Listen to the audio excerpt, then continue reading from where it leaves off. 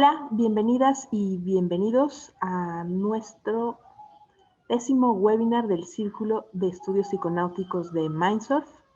Voy a compartirles la pantalla para iniciar con lo que hacemos siempre, que es ver los personajes del juego de Mage que estamos utilizando como herramienta para aprender el valor de la tolerancia y la inclusión. Muy necesario en este tema de los psicoactivos y de todos los diferentes métodos que tenemos para explorar nuestra conciencia. Si podrán recordar, tenemos 9 tradiciones y cada una de esas tradiciones tiene sus formas de decirle a los durmientes cómo debemos despertar y qué es lo que tenemos que hacer para que nuestra magia funcione y podamos despertar a los durmientes en todo el mundo. Sin embargo, hoy vamos a ver a un tipo de mago que no tiene ninguna tradición, que son los vacíos o los Hollow Ones. Como no tienen ninguna tradición, tampoco tienen ninguna esfera de poder. El libro de Mage nos dice, los vacíos son un subgrupo de un fenómeno mayor conocido como los huérfanos. Magos que han despertado por sí mismos, sin la ayuda de otros magos o tradiciones.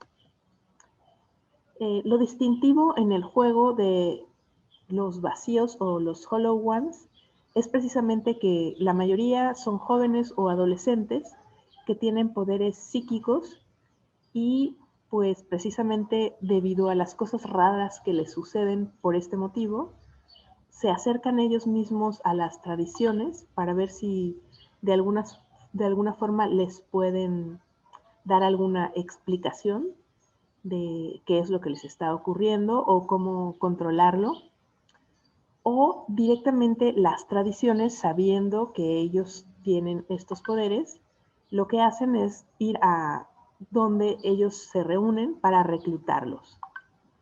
Entonces, por eso son importantes en el juego de Mage. Algunos son solitarios, pero la mayoría siempre andan con amigos que por supuesto son de la misma onda que ellos. Aquí tenemos unos ejemplos que serían los góticos, los darkies, los steampunks, los vampiros, los emos y los cybergoth.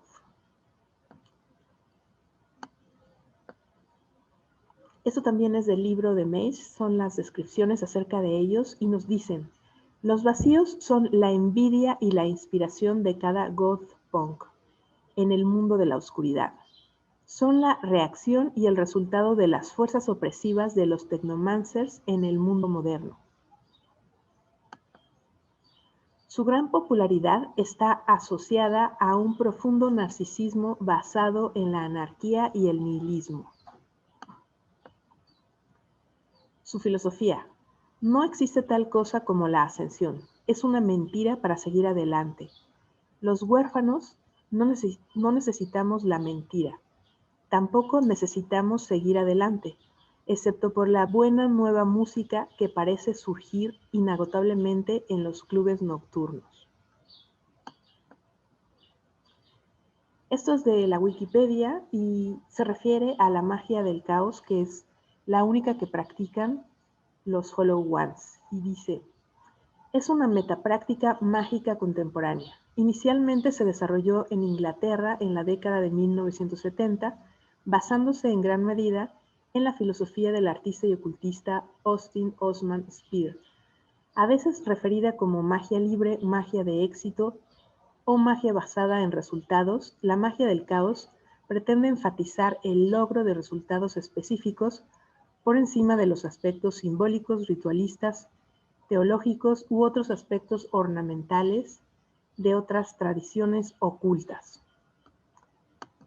Entonces, pues, Ibra, nuestro compañero del círculo, profesor del círculo, sabe mucho de esto y espero que en algún momento nos pueda hablar al respecto, pero si no, pueden ver alguno de los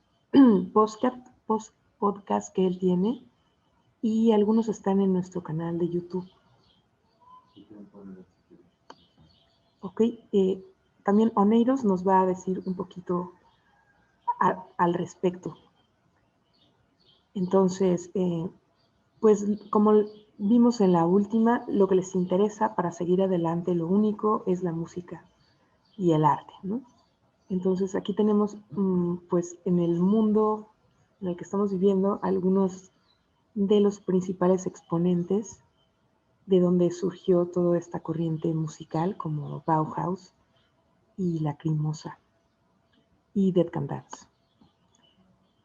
Lo que caracteriza mucho también a ellos con relación a nuestro tema de estudio son sus psicoactivos y lo que más les gusta pues son los inhalantes, ¿no?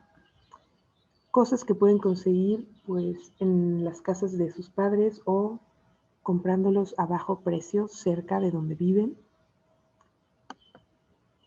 Y pues es realmente como de lo más tóxico. Esto lo dice el Colegio de Ciencias Forenses porque pues realmente hay muchos de ellos que se mueren al utilizarlos.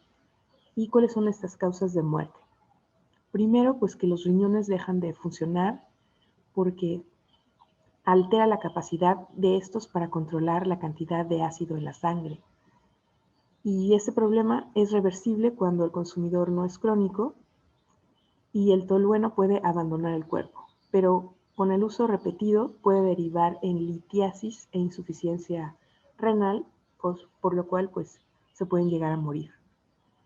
Con relación al cerebro, diferentes partes del mismo sufren alteraciones sensoriales y psicológicas. Estas sustancias disuelven la capa protectora de mielina que envuelve a las neuronas, dañando la corteza cerebral y pudiendo derivar en muerte celular irreversible. Esto trae consigo cambios permanentes de personalidad, pérdida de la memoria, alucinaciones y problemas de aprendizaje. Con relación al corazón, hay lo que se llama el síndrome de muerte súbita por inhalantes. Las dos sustancias que más frecuentemente han causado estas muertes son el tolueno y el gas butano. El gas freón interfiere en el ritmo natural del corazón, causando paro cardíaco. Y con relación al sistema respiratorio, hay daño pulmonar. Se han observado asfixias cuando las concentraciones de solventes desplazan totalmente el oxígeno en los pulmones. Se presentan graves irritaciones en las mucosas nasales y en el tracto respiratorio. Entonces, pues esta tradición, justo como no cree que haya forma de vivir, de seguir adelante, pues también no le importa mucho deshacerse de sus cuerpos, ¿no? Excepto a esta subcultura, porque esas en realidad son una mezcla del culto del éxtasis y de los darkies, de los góticos, que son los cyberpunks o cybergoths. Y todo esto que les voy a comentar ahorita, pues justamente son transparencias de presentaciones que ya estaban así hechas en internet, porque pues precisamente los Hollow Ones o los góticos atraen mucha curiosidad.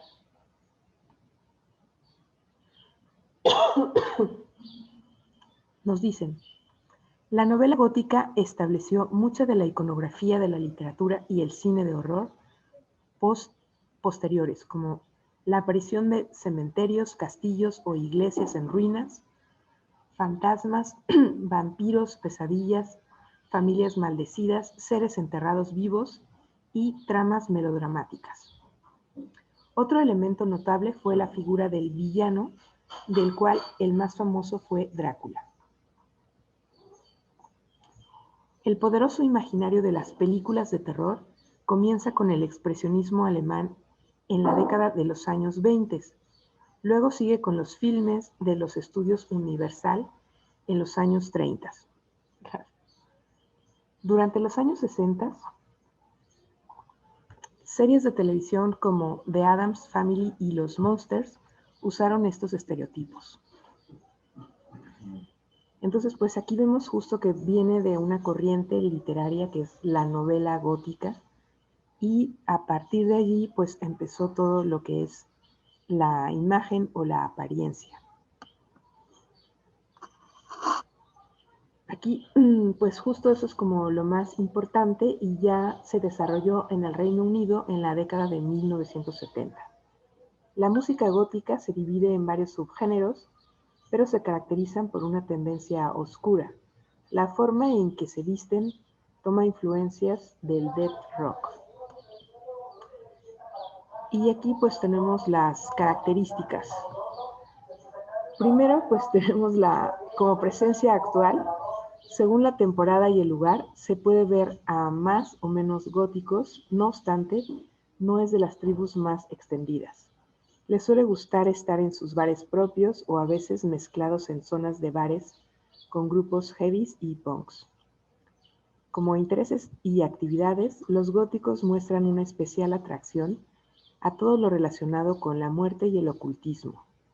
Les gusta el género de terror y de misterio, tanto en películas como en literatura.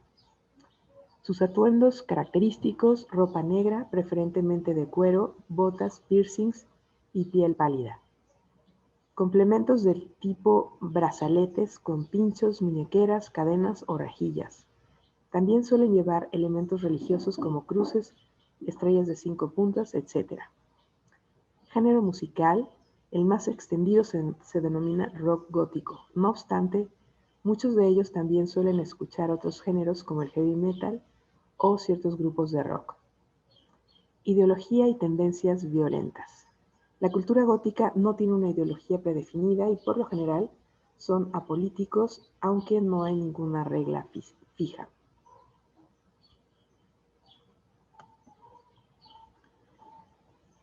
Aquí otro que me encontré sobre ideología y filosofía gótica dice: definir una ideología para la subcultura gótica es difícil por varios motivos. El primero es que si bien existen patrones, aspectos comunes en casi todos los góticos, cada miembro define su propia concepción de la subcultura, es decir, cada uno define lo que significa ser gótico. Por otra parte, el otro problema se basa en que a menudo la ideología gótica es de naturaleza apolítica o anárquica, que quiere decir que pues no se cree que se requiera un gobierno, o en todo caso se requiere el autogobierno.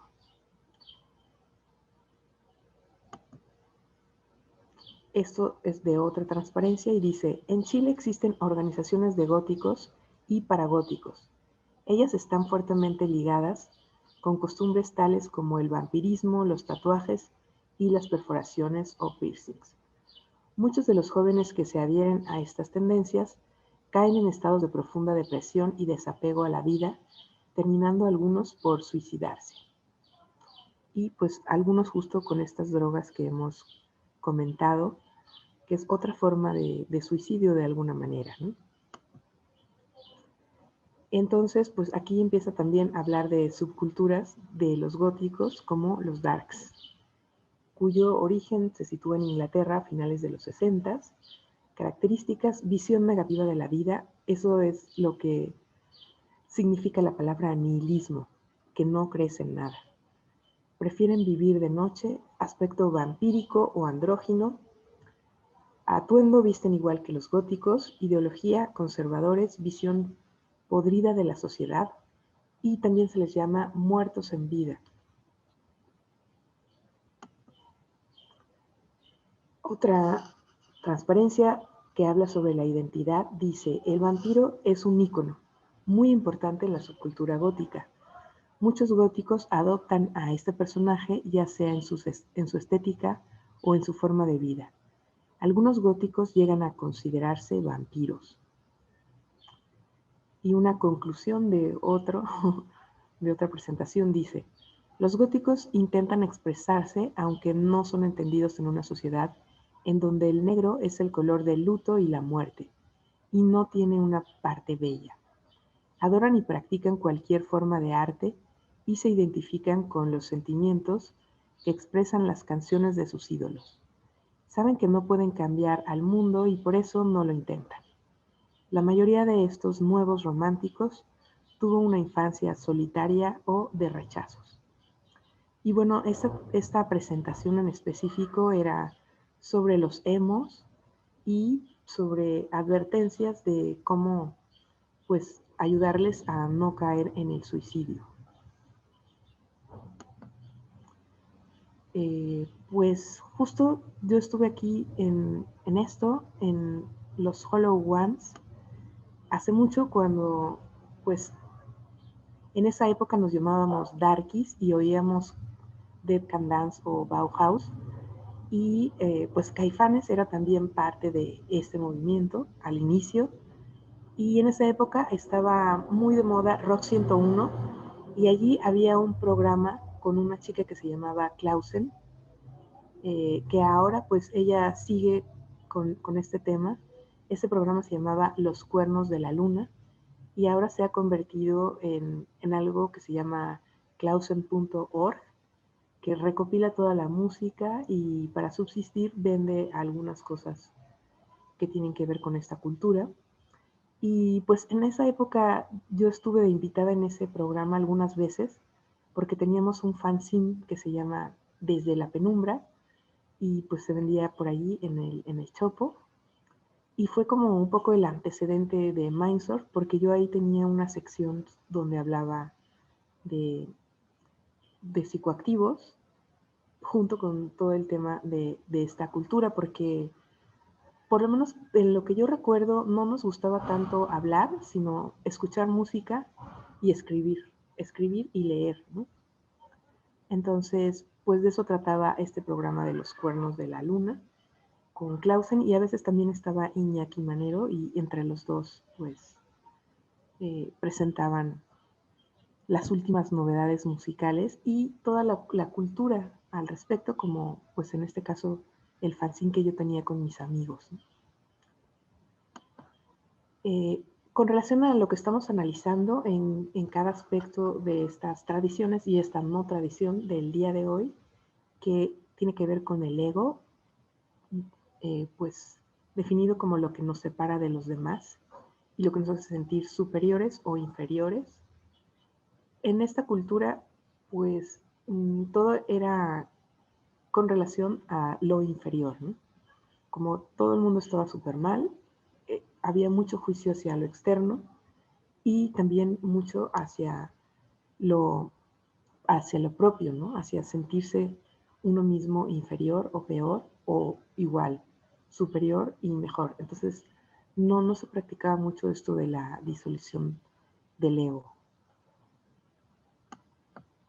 Y hoy vamos a hablar con José Luis Valencia y le paso la palabra a Oneiros, que nos lo va a presentar y que nos hablará antes de ello un poco acerca de la magia del caos. Hola, hola a todos. Bueno, gracias, Cari, por esta introducción. Un poco para contextualizar esto, o sea, hemos hablado de cómo en Mindsurf, digamos, está inspirado en este juego de rol de Mago la Ascensión, en el cual cada tradición de magos tiene una filosofía distinta, una forma de entender el mundo, una forma de identificarse a sí mismo y una forma de practicar lo que ellos llaman la magia, ¿no? Cada uno tiene una forma de entender qué es la magia para su propia tradición. Y pensando esto en términos de la psiconáutica, cada tradición, o sea, hay gente más enfocada en el chamanismo, hay gente más enfocada en la ciencia, hay gente más enfocada en el arte, en el activismo, etcétera, etcétera. Entonces, ¿cómo podemos como conjugar todas estas tradiciones, todas estas perspectivas, todas estas formas o identidades para crear como justamente una plataforma colaborativa, que es un poco lo que propone Mindsoft? Este, bueno, retomando un poquito lo que mencionaba Cari, en este juego de rol, los que se llaman los huecos, los vacíos, tienen esta característica de que son herederos, digámoslo así, de un mundo bastante roto, un mundo posmoderno en que no encuentran sentido, en que no encuentran algo que guíe sus prácticas, su forma de entender la vida. Y esto pues les lleva a cuestionar, pues sí, todo tipo de tradiciones y particularmente en la cuestión de la magia. El mundo contemporáneo existe esta idea de la magia del caos, por ejemplo, ¿no? Que es una tendencia bastante nueva, bueno, relativamente, surge por ahí de los 80s,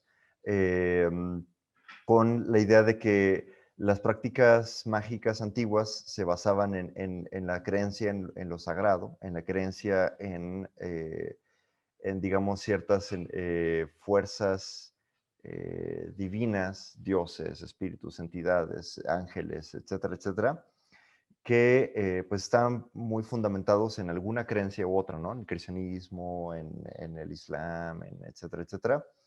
Y la magia del caos, pues más bien es una resignificación de qué es la magia desde una perspectiva muy punk, ¿no? Muy como también de la cultura pop, eh, de la posmodernidad, de la física cuántica, de todo esto que es como la ruptura de los antiguos paradigmas y entonces la emergencia de nuevas formas de practicar la magia, entendida desde una perspectiva más como de Aleister Crowley, como la realización efectiva de tu verdadera voluntad. Eh, en fin, igual creo que podríamos dejar este tema que Ibra nos platica un poquito más al respecto, que él conoce más sobre eso y tiene por particular interés la relación entre la magia del caos, o sea, los paradigmas de la magia del caos y la psiconáutica. Pero bueno, también ya llegó José Luis Valencia, que es nuestro ponente el día de hoy, y ahora sí vamos a retomar el tema de esta clase, que es sobre déjeme, veo el título que lo tenía por aquí, un momento. Es psicodélicos en psiquiatría, de agentes nocivos a valiosas herramientas terapéuticas. Entonces, les leo la semblanza de José Luis Valencia, un amigo psiquiatra que está aquí en la Ciudad de México, bueno, allá en la Ciudad de México, que yo ya no vivo ahí. Bueno, médico mexicano nacido en Ensenada, Baja California. Cursó sus estudios universitarios en la Universidad Autónoma de Baja California, en la ciudad de Tijuana. Desde etapas tempranas de su formación se interesó en el estudio de las sustancias psicodélicas y de los estados holotrópicos de la conciencia, lo que le permitió asistir en investigaciones relacionadas a la fenomenología del psicoactivo 5-MeO-DMT, en paralelo al realizar su servicio social. Posterior a titularse, acudió a la ciudad de Austin, Texas, en donde participó en el taller Trauma Dynamics durante la presentación de la Multidisciplinary Association for Psychedelic Studies, o MAPS, sobre sus investigaciones relacionadas al tratamiento psicoterapéutico asistido con MDMA para el trastorno de estrés postraumático. En el año 2017, durante su asistencia al Psychedelic Science Conference, tomó el taller de neurociencias de psicodélicos, así como otros dos relacionados a la terapéutica de la psilocibina y la ketamina. Actualmente se forma como especialista en psiquiatría en la Ciudad de México y busca la forma de incorporar las sustancias psicodélicas a la práctica médica mexicana, así como de desintegrar el estigma hacia usuarios consumidores de sustancias entre los profesionales de la salud. También les platico que José Valencia ha participado en varias actividades de Vía Sinapsis, por ejemplo, en los congresos de sustancias psicoactivas que organizamos en UNAM, así como la jornada, el encuentro psilocívico que organizamos entre Mindsurf, Vía Sinapsis y la Sociedad Mexicana de la Psilocibina. y se encuentra actualmente en proceso como de la aplicación de un protocolo del tratamiento de depresión resistente a tratamiento a través de la ketamina. Entonces, José Luis, bienvenido. Tienes la palabra. Hola, ¿qué tal? Buenas tardes. Gracias, Oneiros, por la presentación y gracias a todos por estar acá y al equipo de Mindsurf también y a Karina también por invitarme, ¿no? Y eso me parte de esto. Me gustaría saber si puedo como compartir pantalla. Sí, no sé si, Cari, a lo mejor tienes que habilitar el que pueda compartir pantalla. A ver, un momento.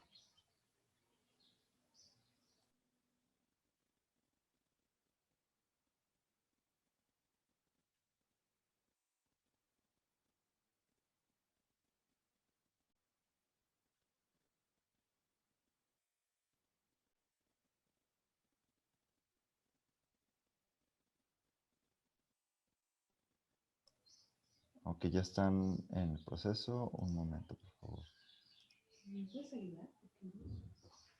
Un momento. Bueno, chicos, en lo que empezamos, les quiero contar un poco de esta travesía que les contó también como Oneiros ahorita. Pues como les dijo, soy de Baja California, ¿no? Y cuando estaba viviendo allá, durante la carrera, empecé a anotar artículos, ¿no? Cuando estudiaba y demás acerca del potencial terapéutico de psicodélico.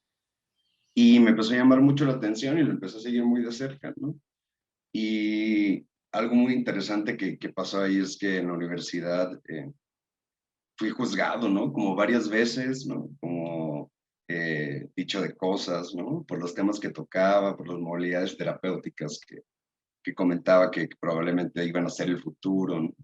Y fue difícil, ¿no? Y ha sido difícil como todo este proceso, como el ser médico, ¿no? Y tratar de incluir estas valiosas herramientas pues a la práctica más ortodoxa, ¿no? De la medicina. Por cierto, perdón, José, ya está disponible. Me parece que ya puedes compartir pantalla.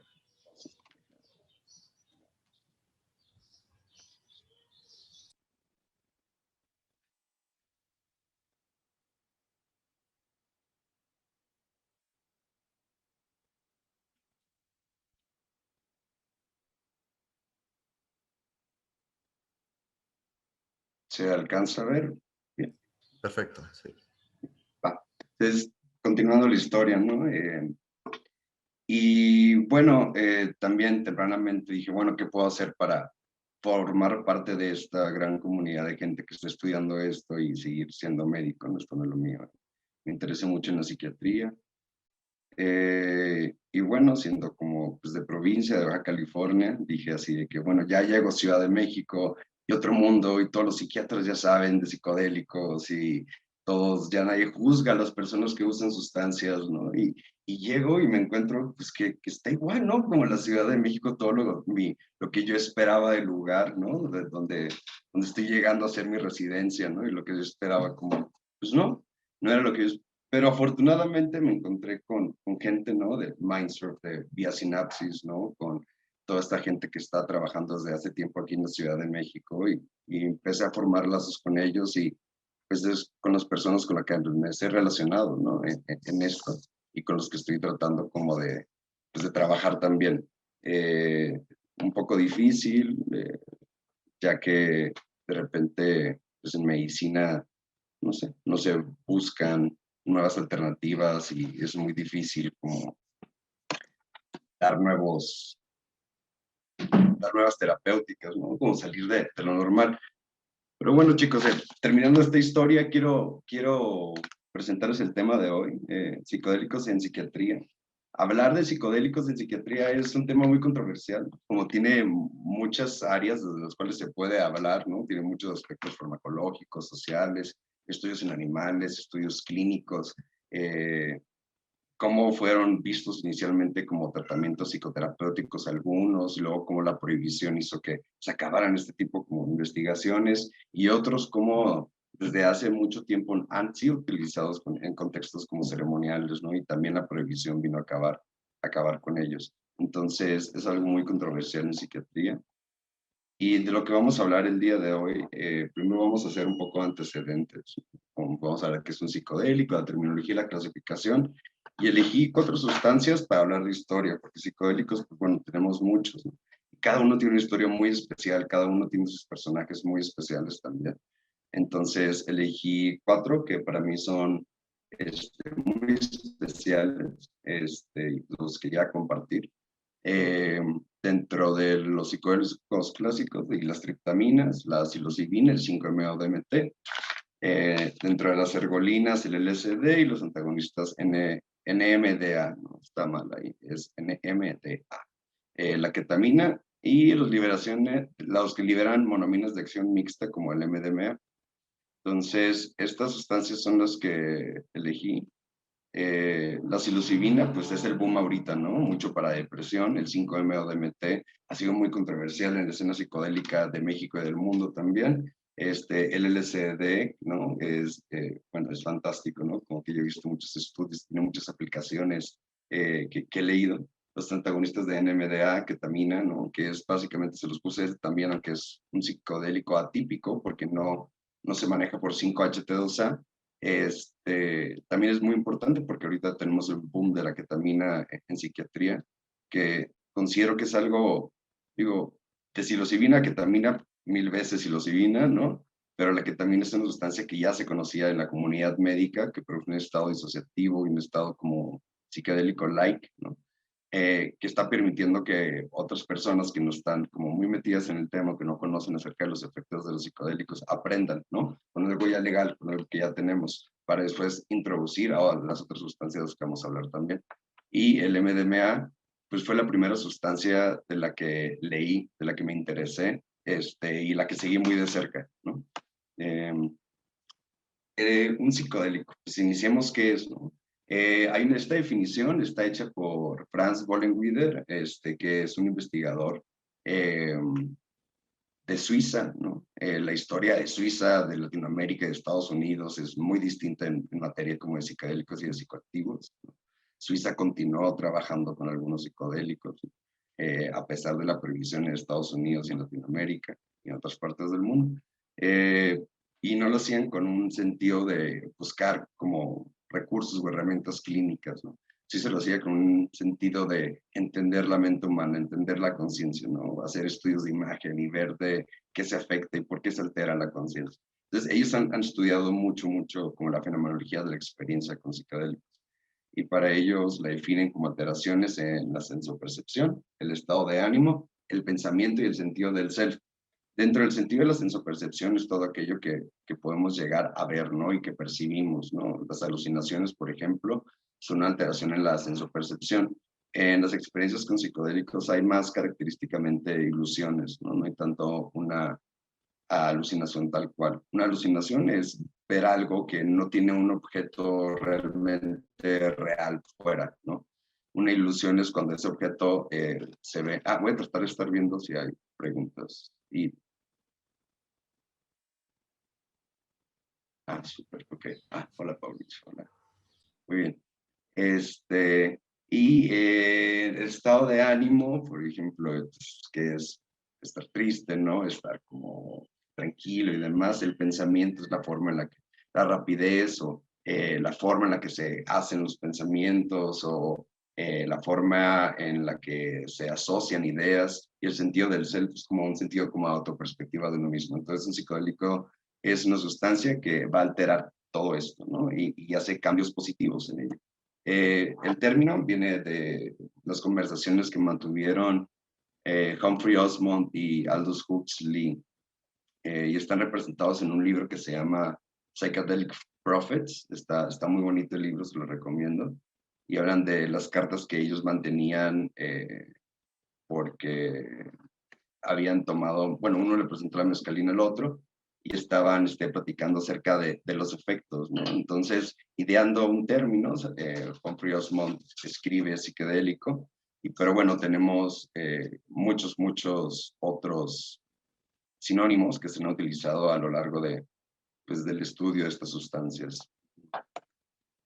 La clasificación de los psicodélicos, y esto lo hice para más o menos como explicar un poco de su historia o ver cómo dividía la historia de estas sustancias.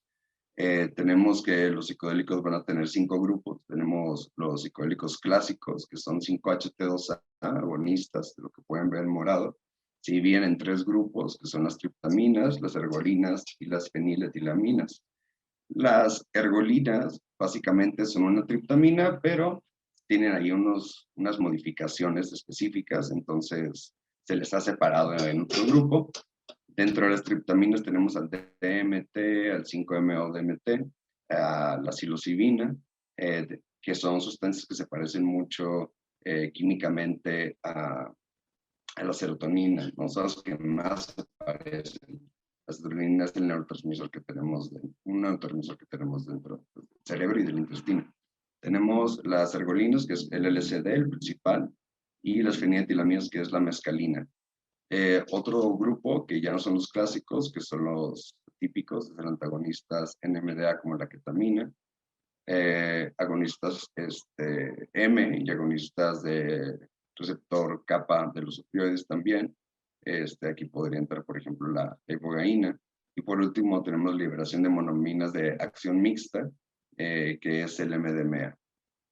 Y bueno, empecemos con la historia de las triptaminas y empecemos con la psilocibina. La psilocibina, pues es una sustancia que ha sido utilizada desde hace siglos, ¿no? En contextos ceremoniales, con finalidades pues, terapéuticas la mayor parte del tiempo, de espiritualidad, de búsqueda como espiritual.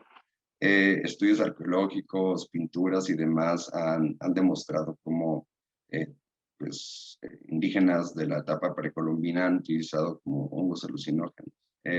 Y por ejemplo, en el Museo de San Ildefonso, del Colegio de San Ildefonso, pues se pueden apreciar varios murales, ¿no? Eso está aquí en la Ciudad de México, y por ejemplo, esta pieza es de Charlotte, se hizo como en 1920 por ahí, y si pueden ver, hay unos aztecas, ¿no? Que tienen como hongos en las manos y también se representan acá hay un zoom, ¿no? Como que tienen sus honguitos en las manos, ¿no? Y está representando la conquista, este mural, ¿no? Entonces, la psilocibina ha sido algo súper importante en México desde hace mucho, mucho tiempo, ¿no? Y en materia de estudios clínicos, ¿no? Que es básicamente lo que yo les vengo a presentar y en lo que estoy dando más la información, la psilocibina, por en la década de los 80s, a pesar de su prohibición en algunas partes del mundo, se empezaron a dar reportes, ¿no? de pacientes, ¿no? Y eran como clínicos los que lo realizaban. En el primer cuadro de arriba, el primer título, dice que hay liberación de los síntomas obsesivos compulsivos tras la utilización de LSD y psilocina, ¿no? La psilocina es la molécula de degradación de la psilocibina en el cuerpo y se la degrada en diferentes lugares, ¿no? Desde que empieza a tener contacto con el torrente sanguíneo en el intestino. Entonces, en este reporte de caso, era un chico de 18 años de edad que había sido diagnosticado con trastorno obsesivo compulsivo como desde los 8 años de edad. Había iniciado con uso de sustancias durante la adolescencia y él se daba cuenta que durante sus experiencias con psilocibina aumentaban como por 1 hora sus ideas obsesivas y después de 1 hora empezaban a disminuir al punto de quitarse y permanecer así por un lapso como de 24 a 72 horas. Otro reporte de caso fue de una chica que tiene diagnóstico de trastorno dismórfico corporal. Esta chica, al tomar psilocibina, dejó de tener estas alteraciones, ¿no? Este trastorno se caracteriza por ver como no sé, como problemas todo el tiempo en tu cuerpo, ¿no? Como en tu físico, ¿no? Que todo el tiempo quieres como arreglar y tienen alteraciones perceptuales, ¿no? Entonces la chica pudo lograr contener eso durante la experiencia. Sin embargo, aquí en este caso, regresaron inmediatamente los síntomas tras la experiencia. Tras estas 2 publicaciones, en 1997, Francisco Moreno, un investigador de la Universidad de Tucson en Arizona, empezó a escribir estos casos en una letra al editor de una revista, ¿no? Comentando cómo se estaba, pues, recopilando información acerca de cómo mejoraban los pacientes con los síntomas obsesivos compulsivos, y dio lugar a que después se diera este estudio, ¿no? En el que el investigador Francisco Moreno y a 9 pacientes les dieron psilocibina. Y aquí tengo una gráfica. Entonces le dieron psilocibina a diferentes dosis, ¿no? Este fue ya en el 2006, que fue el primer estudio clínico con psilocibina. Bueno, el primer estudio clínico con psilocibina con los requerimientos que te requiere, ¿no? Perdón, por la redundancia, un estudio clínico, ¿no? Porque antes se hicieron, sí, sin duda, muchos reportes en las décadas de los 50 y los 60, como ahorita vamos a ver con el LSD, pero el primer estudio clínico con psilocibina se hizo en el 2006. Entonces le dieron diferentes dosis a los participantes, empezaron con una dosis de 100 microgramos por kilogramo, que es la dosis del círculo gris que pueden ver, y después se autorizaron las siguientes dosis, y ellos se dieron cuenta que la puntuación basal, que es la que está en 0, bueno, si la puntuación basal es a la hora 0, las puntuaciones eran de 25 a 20 regularmente como las basales, y tras la ingesta empezaron a disminuir, ¿no? Y se dieron cuenta que disminuían hasta por 24 horas, ¿no? Que fue el estudio. No un estudio de seguimiento, pero algunos hasta 6 meses duraron sin síntomas, ¿no? Entonces, bastante efectiva la psilocibina para los síntomas obsesivos compulsivos, y eso se vio entre la década de los 90 e inicios de los 2000, ¿no?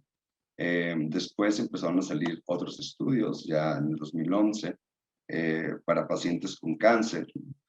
Estos pacientes presentaban disminución en las escalas de ansiedad tras 1 o 2 administraciones de psilocibina a dosis de 75 miligramos para arriba. Otros también para cáncer, y en cáncer pacientes con depresión y ansiedad al final de la vida. Otro igual. Y también empezaron a salir artículos, por ejemplo, en 2015, del tratamiento con psilocibina para el tratamiento del uso de alcohol, ¿no? Trastorno por uso de alcohol. Entonces, la psilocibina empezó a demostrar como evidencia para diferentes trastornos, inclusive para tabaquismo, en donde comparado con esto fue en el 2017, y comparado con las terapias convencionales que tenemos en psiquiatría para el cese de tabaquismo, tiene como una eficacia como del 80% de la psilocibina, ¿no? Comparado con una eficacia menor al 20% de lo que tenemos ahorita. Entonces, esto fue combinado con terapia cognitivo-conductual, ¿no? Entonces, hay que recordar que la mayoría de las investigaciones siempre utilizan psicoterapia. En este artículo ya fue en el 2016, y creo que fue el primer artículo con mucho impacto, ¿no? En psiquiatría y en el estudio de los psicodélicos, y fue el estudio de Carhart y Harris del Imperial College of London, en donde describieron el uso de psilocibina para depresión resistente a tratamiento. Esta es su gráfica. Entonces tienen las puntuaciones, ¿no? En una escala la escala se llama BDI, que es un inventario de depresión. Y tiene en la parte de hasta abajo, pueden ver que dice baseline, que son los puntos, o sea, la puntuación base. Y vemos que están entre arriba de los 20 y entre los 40, ¿no? Y arriba de 30 a 40 se considera como una depresión severa, y pueden ver los puntos de corte, ¿no? Entre 10 y 30 es de leve o moderada y ausencia de depresión. Por abajo de... Entonces, tras las dosis de psilocibina, empezaron a darse cuenta que a la semana los pacientes, muchos, ¿no? Ya presentaban cese de los criterios que se necesitan para diagnosticar la depresión, y digo, algunos sí llegaban como a presentar nuevamente algún episodio, síntomas depresivos al cabo de 3 meses, pero los datos más significativos mostraron que los pacientes reducían hasta por 3 meses las puntuaciones en depresión y quedaban sin síntomas, ¿no? Y algo muy interesante de este artículo también es que ahorita se lo voy a mostrar en otra gráfica, pero es que la intensidad de la experiencia, o sea, no solo como la cuestión farmacológica de cómo la psilocibina llega, actúa 5-HT2A, genera como moléculas que actúan en neurogénesis, y sí, eso ayuda en la depresión, sino la intensidad de la experiencia. Entre más mística sea, ¿no? Mayor probabilidad hay de que los pacientes perduren libres de síntomas de depresión, ¿no? Es algo súper interesante cómo hay que cuidar la experiencia, ¿no? No solo dar la sustancia. Y obviamente con sus pues, terapias de preparación, integración todo lo que conlleva dar un psicodélico, que me imagino ya les han dado esas pláticas también. Estos mismos autores hicieron un estudio, bueno, de hecho, utilizaron resonancia magnética, que es una forma en la que podemos funcionar, que es una forma en la que podemos ver flujo cerebral, y a pacientes que les dieron psilocibina, ¿no? Y que tenían depresión. Entonces, ellos encontraron que hubo cambios en las concentraciones del flujo, lo que es la amígdala cerebral, que es una estructura cerebral muy vinculada a cuestiones como de miedo, a cuestiones de respuestas, ¿no? Como de lucha o huida, y que se ha vinculado también a depresión en conjunto con otra estructura que se llama hipocampo. Y con estas imágenes se dieron cuenta cómo había cambios, ¿no? Estructurales en la amígdala. Se presentaba una disminución en la amígdala, lo que se correlacionaba con una disminución también en los puntos de un inventario de depresión. Entonces, no solo los psicodélicos nos están ayudando a quitar los síntomas, sino también a correlacionar estructuras, ¿no? Como cerebrales con síntomas, ¿no? Entonces, están haciendo de alguna forma u otra visible la enfermedad mental, ¿no? Porque nos están dando a conocer eso, porque en psiquiatría no tenemos estudios de laboratorio que nos permitan hacer diagnósticos.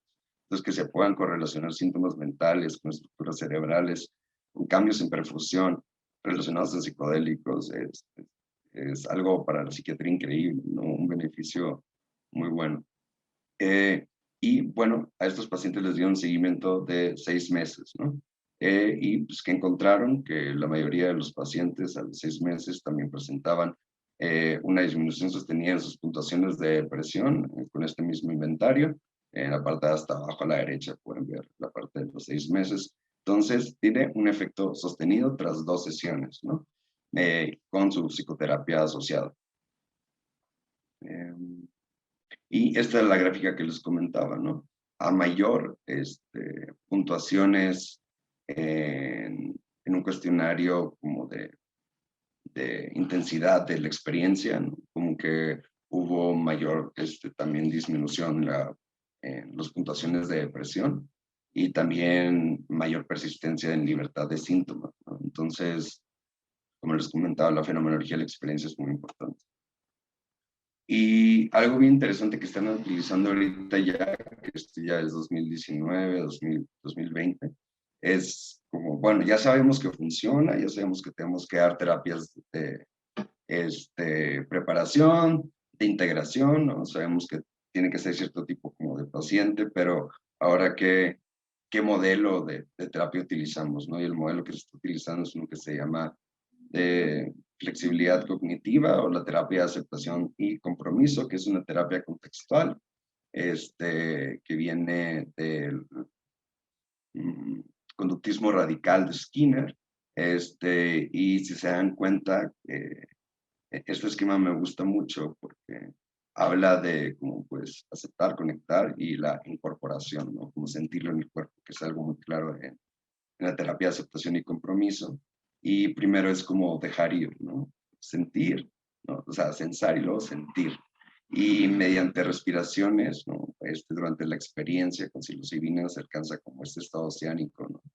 Del que les hablaba ahorita Karina, o la disolución del ego, ¿no? Que te ayuda a trascender y tener un nuevo significado y una nueva intención acerca de tu experiencia. Entonces, la primera parte ayuda al paciente a que a pesar de que esté teniendo una emoción, una sensación difícil durante la experiencia, la pueda sentir, ¿no? Porque lo que se busca con la terapia con psicodélicos y la terapia de aceptación de compromiso es que el paciente pueda navegar toda esta ola de emociones, ¿no? No solo porque nos sentimos tristes de repente y está bien, ¿no? O sea, no tiene nada de mal. pero aprender de esta tristeza y aprender a navegar esta tristeza es otra cosa. Entonces, la terapia con psicodélicos está rompiendo paradigmas en cuestión de salud mental y en la forma en la que vemos la psiquiatría, ¿no? O sea, porque la psiquiatría ortodoxa nada más busca como la reducción de síntomas, que ya no tengan los criterios, ¿no? Pero, pues, ¿qué onda con tu calidad de vida? Sí nos importa, ¿no? Siempre ha importado, pero nos basamos en que se quiten los síntomas, no en que el paciente pueda vivir con ellos mucho mejor. Entonces, si ya estamos viendo que si la tristeza, la ansiedad es algo parte de nosotros, que probablemente resultados de esta sociedad, ¿no?, moderna en la que vivimos, pues aprender a vivir con todo ello mediante estas herramientas. Bueno, este es otro artículo que también es de Yale, y a mí me súper emociona, ¿no? En la forma en la que me defiendo con mis compañeros en psiquiatría ortodoxa, les digo así, que miren como todas estas Ivy Leagues, ¿no? O sea, ¿qué les pasa? Porque dicen que no funciona, porque siguen como estigmatizando, ¿no? Como todas estas Ivy Leagues está haciendo esos tratamientos. De hecho, Yale ya sacó su manual de terapia psicoasistida con psilocibina para depresión. Está ahí en internet. Hay un proyecto con ellos de traducir este manual al español también. Y está muy bueno, está muy interesante. Lo pueden encontrar en su página de internet sin ningún problema. Y es el que estaba utilizando también, adaptado tratamiento con ketamina, para un proyecto que estamos haciendo en el hospital. Y ahorita en Clinical Trials, que es un lugar donde se registran como todo, hay 53 estudios con psilocibina, ¿no?, haciéndose, reclutando pacientes. Entonces, pues va a continuar, sigue ahí y esperemos que sigan todos estos buenos resultados, ¿no?, que continúen las exigencias que tenemos en la forma de hacer los estudios para que cada vez sean mejor, ¿no? Y de alguna forma, pues demostrar a todos con evidencia, que es la forma en la que se mueve ahorita como el mundo, ¿no? Por qué sí funcionan los psicodélicos, ¿no? Y cómo funcionan. Y aprender de las terapias, bueno, de los contextos ancestrales, ¿no? Y aprender de otros tipos de contextos, ¿no? Y unificar todo esto, ¿no? Que no podemos dejar nada de esto a un lado. Y estos son los estudios que les comentaba: anorexia nerviosa, depresión, Alzheimer, ¿no?, para pacientes con VIH-Sida, para pacientes con trastorno por uso de opioides, en conjunto con buprenorfina, que es otro opioide, para el trastorno por uso de cocaína, ¿no? Y bueno, ese fue de la psilocibina, ¿no? ¿Tiene alguna duda con la psilocibina? ¿Les gustaría preguntarme algo antes de pasar a la siguiente sustancia? Bueno, aquí tenemos una pregunta de Norma. Dice, ¿cómo y dónde puedo encontrar un tratamiento formal con psilocibina contra depresión? Bueno, ahorita en Latinoamérica no hay un estudio clínico que se esté realizando para pacientes en depresión donde puedas ingresar, pero hay varios estudios multicéntricos. La mayoría se están realizando en Estados Unidos y en Europa. Te puedes meter a la página de Clinical Trials, que es esta, .gov, y le pones psilocybin, así, psilocibina, y te van a salir todos los estudios que están reclutando. Entonces podrías ver cuáles están reclutando y a ver si alguno te queda cerca, pues, para ver si podrías entrar. Legalmente ahorita pues no hay ningún lugar que yo te pueda como recomendar, ¿no? Siendo médico se me dificulta mucho todas estas cosas, ¿no? Cédula en juego y demás, pero sin duda puede haber gente que te pueda recomendar. Y también la cosa es que no me animo a recomendarte como lugar preciso porque hoy en día no sabemos, ¿no? Porque realmente si te están dando una cápsula, si no la vas a comer en hongos, cuántos porcentaje que estás comiendo, las dosis que son necesarias para la depresión son unas, ¿no? Entonces, lamentablemente no tenemos un control de calidad que nos pueda dar la sustancia y que ya te puede decir, ve libremente y tómalo, ¿no? Es afortunado, muy desafortunado eso, pero bueno, trabajando para que cambie eso en algún momento. Otra pregunta. Ok, Valencia, tenemos varias preguntas. No sé, te lo dejo a tu criterio. No sé si prefieras como que contestar a lo mejor algunas muy puntuales ahorita y ya al final hacemos una ronda más amplia de preguntas generales. O prefieres contestar de una vez todas o seguimos Sí, la exposición. sí, los estoy leyendo aquí. Prefiero contestarlos, porque luego se nos pueden juntar y para alcanzar. Ajá. Adelante. Veo otra que hablan de estudios relacionados con dextrometorfano para la depresión. Fíjate que no sabría decirte con exactitud si los hay o no. No es un tema que haya estudiado yo a fondo. Sé que han estudiado dextrometorfano comparándolo con otros antagonistas en MDA y que no tiene como la misma acción, ¿no? Es que aunque sí bloquea en MDA, igual que, por ejemplo, que la ketamina, no solo es ese bloqueo, sino el conjunto de muchos que hacen al mismo tiempo y que son distintos los que les dan sus potenciales terapéuticos, ¿no? Entonces, desconozco si con el dextrometorfano ahorita hay algo para depresión, pero igual lo podemos buscar, lo puedo buscar. Ahorita al final está mi contacto. Me escribes y lo comentamos si quieres. El enfoque conductual para terapias de este tipo. Te digo, ahorita las terapias conductuales que están dando, por ejemplo, la cognitivo-conductual, es ya terapias previas de cognitivo-conductual, por ejemplo, dadas para tabaquismo, ¿no? Pero se le agrega como la experiencia con psilocibina. Entonces, sigue siendo el mismo corte de terapia cognitivo-conductual, la misma que puedes encontrar para tabaquismo siempre, pero le agregan la psilocibina. Y ahorita las que están utilizando es el contextual. El contextual es de la terapia de aceptación y compromiso, y te digo, es un modelo que utiliza como 6 dominios, ¿no? En lo que busca la flexibilidad cognitiva.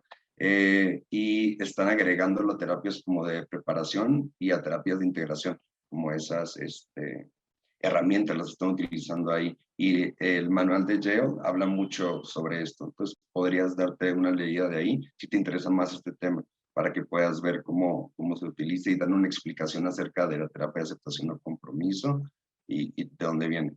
Eh, es sintética la psilocibina con lo que se ha hecho.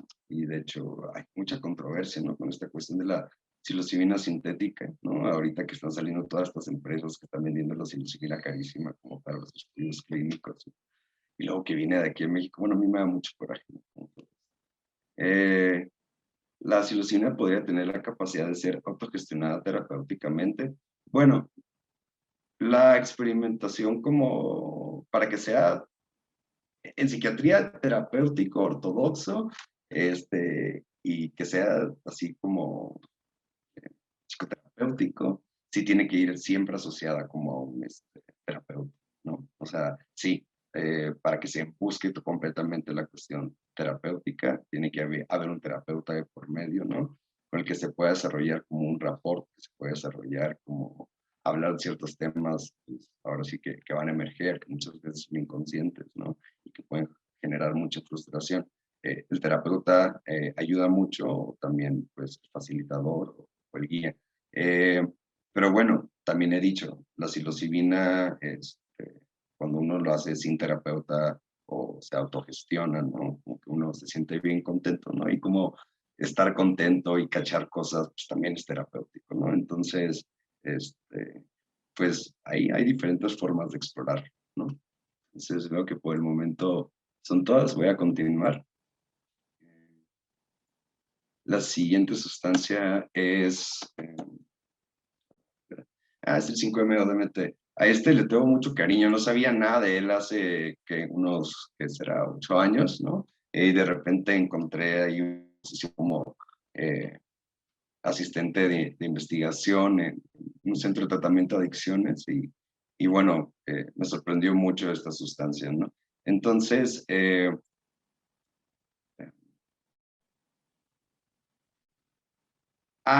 no, eso no viene, no. De hecho, si quieres ahorita, al final regresamos a esa pregunta porque se me hace muy interesante, y te predicamos de los riesgos de antidepresivos y uso de psicodélicos. Pero bueno, el 5-MeO-DMT, ¿no? Es un psicodélico que es una triptamina, y bueno, su uso también es muy ancestral, pero en forma de planta, ¿no? viene también de especies de anantadera y de, no recuerdo otras especies, pero sé que anantadera sí, y pues hay estudios, ¿no? No hay estudios, perdón, hay como escritos, ¿no? De las temporadas como de la conquista, donde escribían que los indígenas de las regiones de América del Sur utilizaban ciertas sustancias, que unos los inhalaban, y después empezó a caracterizar la sustancia por el paso del tiempo. Y cuando fue como en los 60 se identificó por primera vez en el búfalo Incilius salvaris, ¿no? El nombre ya actualmente correcto. Y fue por Sparmer, ¿no? Estos sapos, al parecer, pues sí, no la pasaron muy bien en los estudios, ¿no? Se llevaron las pieles nada más desde acá, desde México hasta Italia para hacer los estudios, y pues bueno, encontraron 5-MeO-DMT.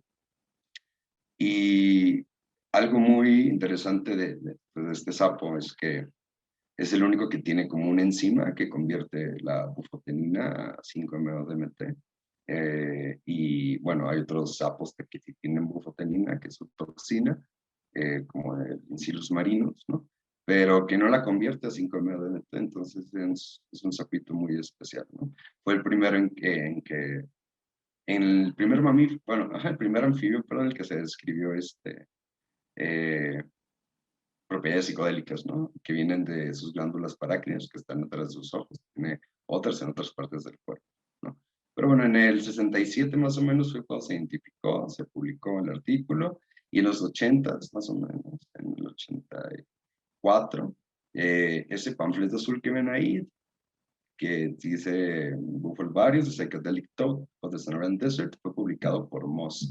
Y era el primer panfleto publicado en el que se describía cómo se tenía que pues, recolectar la sustancia, preparar y fumar, ¿no?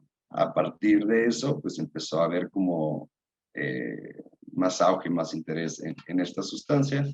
Sin embargo, estudios clínicos, tal cual, hasta hace muy poco, ¿no? Empezaron a salir. Les comento. Ajá. Bueno, este estudio salió en el 2019, ¿no? Entonces, el interés por el 5-MeO-DMT ya tiene como un tiempo.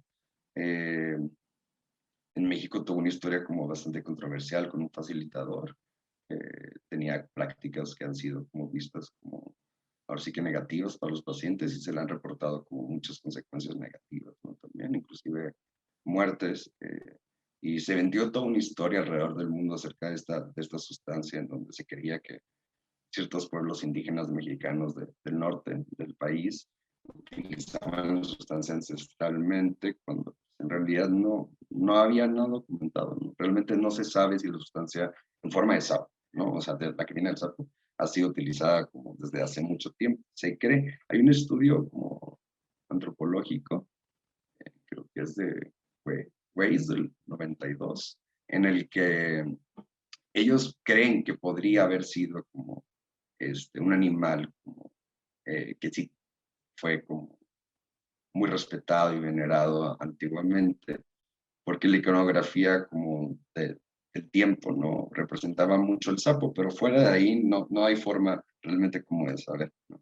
Pero bueno, en el 2019 hicieron este estudio, ¿no? En donde dieron como a fumar 5-MeO-DMT, y encontraron pues diferentes resultados, y fue hasta el 2019. Por ejemplo, tenemos en la parte vamos a empezar por la de izquierda hasta arriba, ¿no? Es la que dice MFFQ, es como de calidad de vida, ¿no? Entonces tenemos que antes de la inhalación los pacientes presentaban menores puntuaciones en calidad de vida, y aumentaron posteriormente. En la segunda hilera vemos, renglón, vemos de depresión, y vemos cómo los pacientes previo a la ingesta también, depresión, ansiedad y estrés, perdón. Vemos cómo los pacientes con depresión presentaron la disminución también posterior al uso, ¿no? Desde hasta como 35 horas, ¿no? Desde la primera hora hasta 35 horas, ¿no? Entonces, muy interesante este estudio que se hicieron, que Rafael Lancelota, compañero oportunidad de trabajar en un estudio de caracterización de la fenomenología 5M-DMT, como les comentó Oneiros. Y fue algo muy interesante trabajar con estas personas y entender de las experiencias místicas, ¿no? Y cómo ayudan también a los sujetos a sentir una mejoría en su calidad de vida y en reducción en puntos de síntomas de depresión, ansiedad. Esto es días, ¿no? Y aquí es como básicamente satisfacción con la vida, ¿no? También.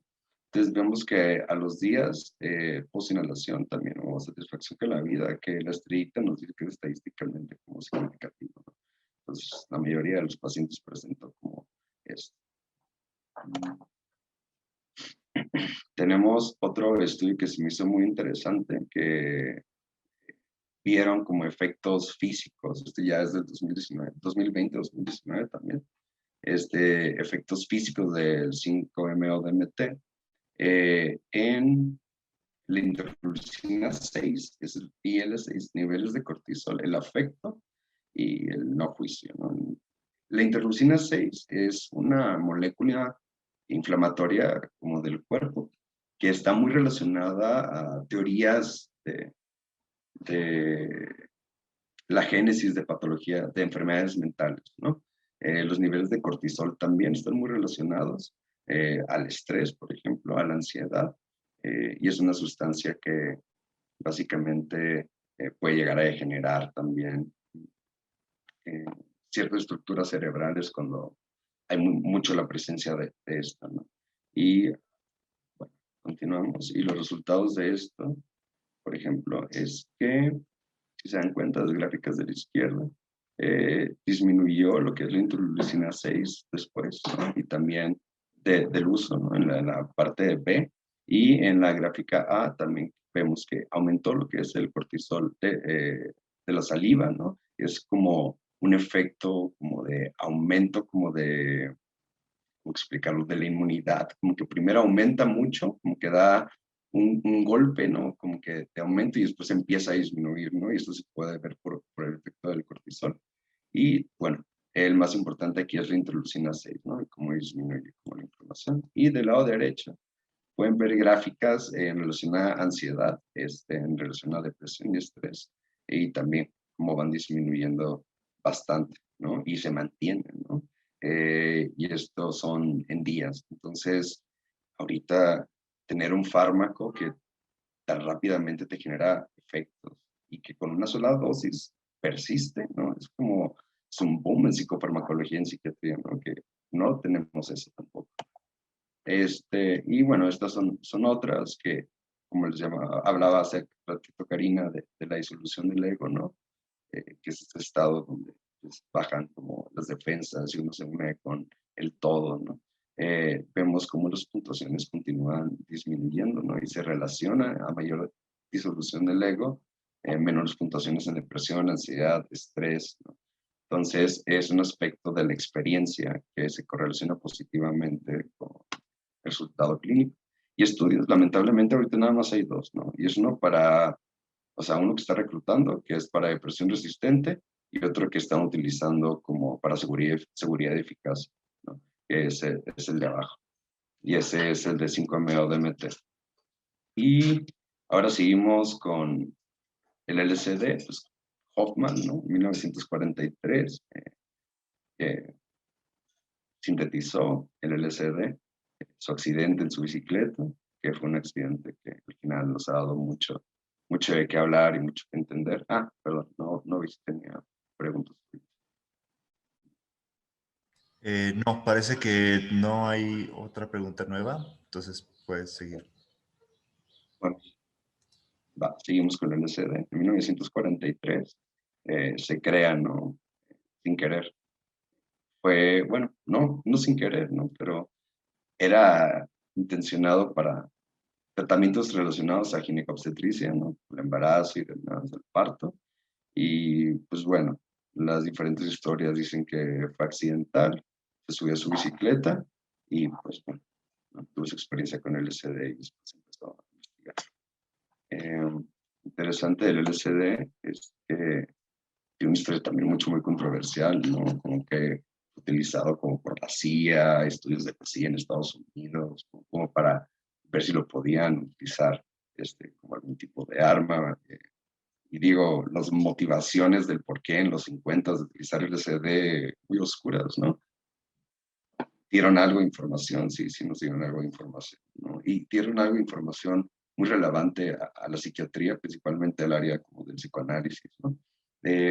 Porque este señor, que es Abramson, en los 50 empezó como a publicar bastantes artículos de efectos del LSD en diferentes circunstancias de la terapia psicoanalítica y los analizaba desde ese fondo, ¿no?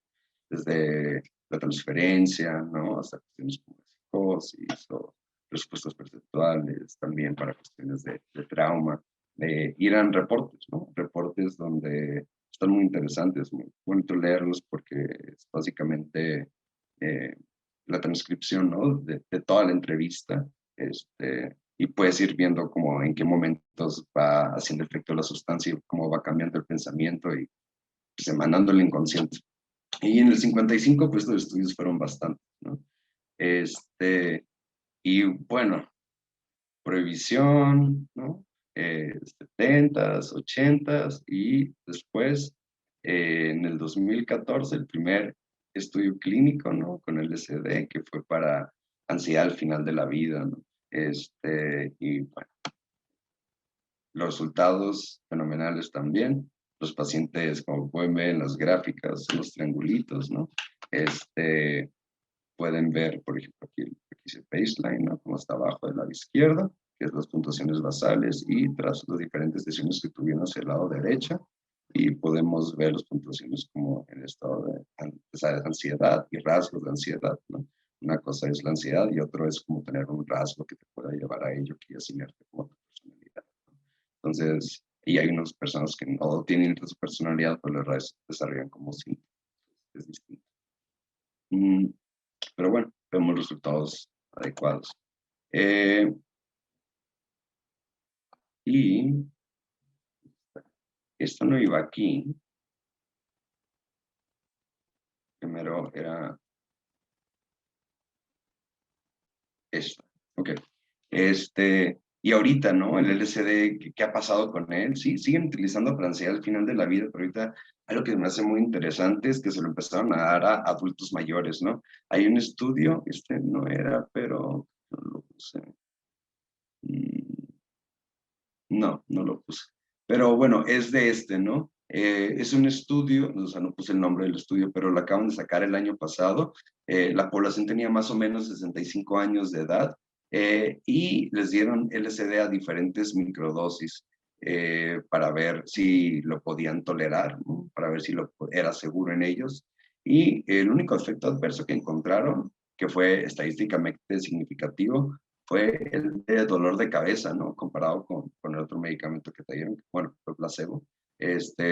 Fue dolor de cabeza, fue lo único que encontraron significativo. Y este dolor de cabeza era de una intensidad menor y nunca interfirió con la funcionalidad de los sujetos, ¿no?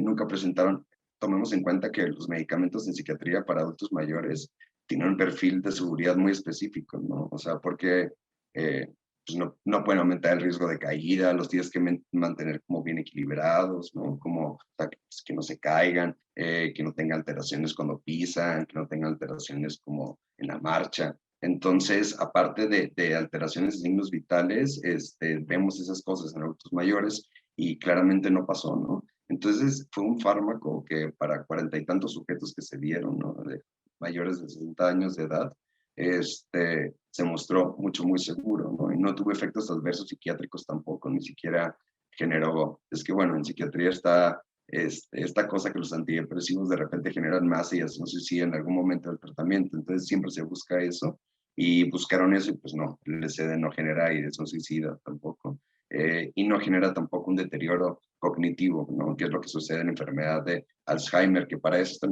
haciendo esto, ¿no? Para allá va, para y bueno, le dieron también LSD a otros participantes, estos ya no eran de la tercera edad, ¿no? Pero midieron una molécula que se llama BDNF. Esta molécula en Alzheimer está disminuida, ¿no? Y esta molécula también ayuda a que se mantenga como el equilibrio entre la generación de conexiones cerebrales y de dendritas y de axones, que son las partes de una neurona, ¿no? Que se generan unas conexiones, inclusive en el cerebro del adulto. En Alzheimer se encuentra disminuido por muchos motivos propios de la enfermedad. Y pues bueno, el LSD aumenta los niveles de esta sustancia, ¿no? Del BDNF. Es muy interesante, ¿no? Cómo hace sinaptogénesis, y esto lo acaban de darse cuenta, ¿no? Ya se sabía que los psicodélicos causaban sinaptogénesis, pero que el LSD aumentaba el BDNF, la vía por el cual precisa, ¿no? Es interesante. Y aquí tenemos, ¿no? O sea, la dosis con la que fue más estadísticamente significativo fue con la de 10 y 20 microgramos, ¿no? Pero con la de 5 y 20 microgramos. Y si se dan cuenta, a pesar de que se dio la dosis de LSD, solo una, ¿no? Que es donde dice LSD hasta abajo, dice 5 y 20, hacia la derecha, tomó tiempo en que aumentaran las concentraciones de BDNF, ¿no? Pero, pues bueno, aumentaron y continuaron aumentando a pesar de que ya no estaba la estimulación. Entonces, otros investigadores hicieron esto, ¿no? Que también es reciente, es desde septiembre del año pasado, y se dieron cuenta que en cultivo, esto fue ya no fue en humanos, fue en cultivos como celulares, ¿no? Lo azul es LSD, lo BH era el control que utilizaron, y lo que están midiendo es la densidad sináptica comparándolo con el tiempo, ¿no? Entonces, a pesar de que solo daban estimulación con LSD como por cierto tiempo, digamos, no recuerdo precisamente el tiempo, pues mentiría, pero digamos una hora, ¿no? Continuaba la densidad sináptica hasta después de 24 horas, ¿no? Entonces no es necesaria una estimulación constante, y el LSD, pues sí, aumenta la densidad sináptica comparado con lo que es los controles muy por arriba a la hora y a las 6 horas, ¿no? Es cuando hay mayor efecto, pero a las 24 todavía sí. Y bueno, ese fue de LSD. ¿Alguien tiene dudas de LSD ahorita? No. Entonces vamos a continuar con ketamina. Que les digo, como desde la carrera, como nunca fui fan de la ketamina, pero ahorita que entré a psiquiatría, ha sido como la molécula que ha tenido mayor aceptación entre mis colegas, ¿no? Y la que mayor ha tenido como posibilidad de hacer algo, ¿no? Porque de verdad, ¿no? Desde que llegué ha sido así de que no, pero cámbiale esto y hazle aquí y ahorita no, y es que es México y no sé qué. Entonces, así como explicaciones, ¿no? Que uno no quiere andar escuchando, y que ya he escuchado pues, bastante tiempo también entre toda la comunidad médica. Entonces dije, bueno, con la Keta ya la conocen, ya saben que es segura, ya les han dado pacientes. Entonces, mi interés por la Keta tiene 4 años y es ahorita uno de los proyectos en los que pues, estoy un poco más metido, pero esto con el afán de seguir con las otras sustancias, ¿no? Pero bueno, la ketamina se identificó, ¿cómo se identificó? Se creó en 1964 a partir de una molécula que se llama PCP, lo que se conoce como el polvo de ángel. Fue pues, un anestésico disociativo desde un inicio, el PCP, pero tenía muchos efectos adversos, ¿no? Entonces, en el 64, empezaron en el 62 hicieron la síntesis de ketamina, perdón, y en el 64 y empezaron a estudiarlo. Después ya empezó a probar para muchas cosas, ¿no? Inclusive ahorita en muchas partes del mundo, ahorita me acordé de una historia del descuento, pero en muchas partes del mundo está en todas las ambulancias, ¿no? Porque es un medicamento que quita el dolor, es un medicamento que ayuda para sedación, la analgesia también, también tiene propiedades desinflamatorias, ¿no? Entonces lo dan mucho en accidentes. Desafortunadamente, todas las sustancias pues, les pueden dar un mal uso, ¿no? Yo ahorita la historia que me acordé fue estas historias que han estado sucediendo en Estados Unidos, en donde a personas, ¿no? Que quieren detener, que se agitan por alguna razón, los policías dieron indicación de que se les aplicara ketamina, ¿no? Y se los aplicaron los de la ambulancia y el paciente murió, ¿no? Entonces, es como no sé, como les digo, las sustancias pueden ser mal utilizadas todo el tiempo. Esperemos que no sigan sucediendo este tipo de cosas y por eso pues la ética tiene que ver mucho eh, todo el tiempo, ¿no? Y la cuestión social también, como haciéndole chance a sustancias que alteran como la conciencia, ¿no? Y utilizándolos como una herramienta como de control, ¿no? Como sociopolítico, ¿no? Que muchos creen, a veces en la psiquiatría es visto como algo así, entonces, muy lamentable. Pero bueno, totalmente. La ketamina, al final de cuentas, ha sido muy estudiada. Esta sustancia fue estudiada principalmente por Salvador Roquet, un psiquiatra mexicano, en la década de los 70, o en los 70 un libro que se llama, que ahí pueden ver, Los alucinógenos, de la nueva concepción indígena, una nueva psicoterapia, ¿no? Eh, y ahí describía su enfoque y su procedimiento con ketamina. Después fue encarcelado un tiempo, muy lamentablemente, fue como muy triste como sus colegas, ¿no? Como psiquiatras, empezaron como a juzgarlo, ¿no? Y a meterlo en problemas, chismes y demás. Pero sin duda es una persona que ha sido reconocida de forma internacional, ¿no? Como pionero en psicodélicos y sobre todo aquí en México. Eh,